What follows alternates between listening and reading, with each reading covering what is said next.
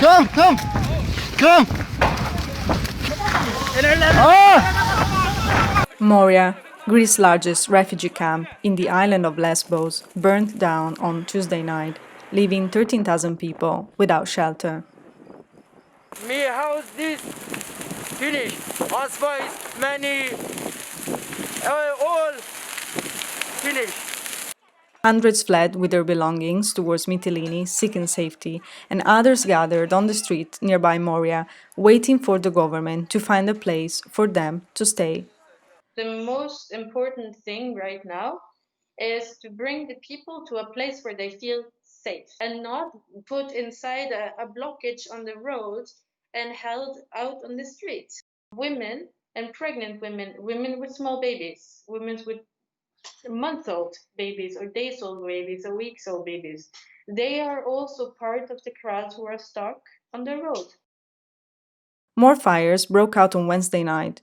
The cause of the blaze remains unclear, but clashes with the authorities are believed to have erupted over the restrictions imposed in the camp after a resident tested positive for COVID-19. NGOs, activists, migrants, and journalists have repeatedly denounced overcrowding and appalling living conditions in Moria, a camp with a capacity of 3,000 people, which instead hosted 13,000 migrants. 70% of them fled from Afghanistan. Both the tough stance of the European Union on migration and the asylum process, which is long and complex, has left thousands stranded in camps. I talked to Raid, a resident in the camp, to understand what his hopes are and why Moria is often compared to a hell on earth. Thank you so much for dedicating your time to us. I'm really sorry about the situation you are in. Where are you from and how long have you been in Moria for? My name is Raid Alubid. I'm from Syria. I came here to Lesbos Island since 9th of December 2019.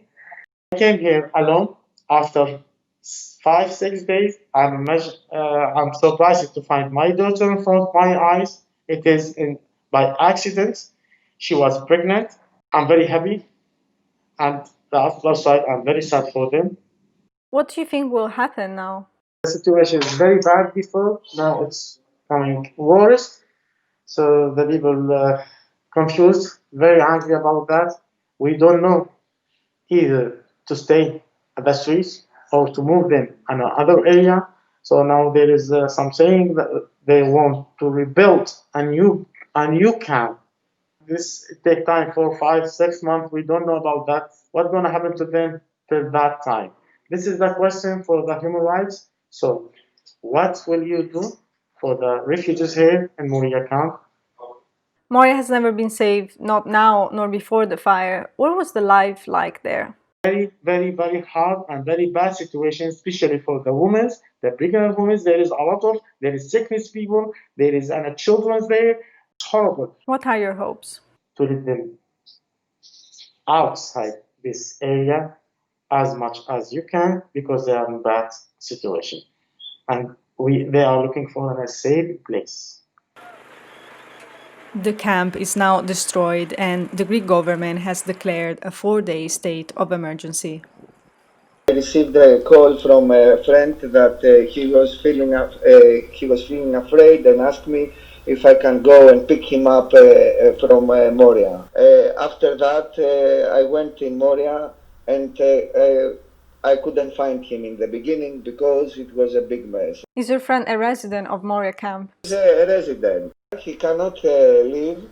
The people are outside of the camp, and they are staying on the main street. What is the plan about the people, where they will stay, because most of them lost everything. And from the images I've seen, it looks as if the camp has been completely destroyed. All the tents were burning. It was the biggest fire that I have ever seen in my life. The flames, it was 15-20 meter high. Filmmaker Zan Gilmore, a former colleague of mine at IOHR, happened to be in Moria working with Safe Hands, an organization that creates hand-washing stations in the entrances of the camp. The feeling at the moment is just complete hopelessness.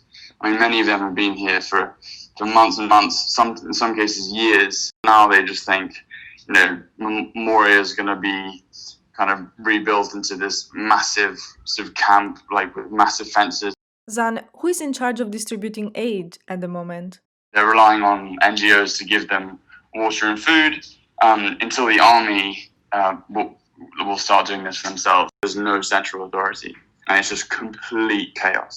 The outbreak of COVID-19 has resulted in stricter restrictions for the refugees living in Moria. A lockdown was declared last week after a resident tested positive. Later, an additional 35 cases were detected.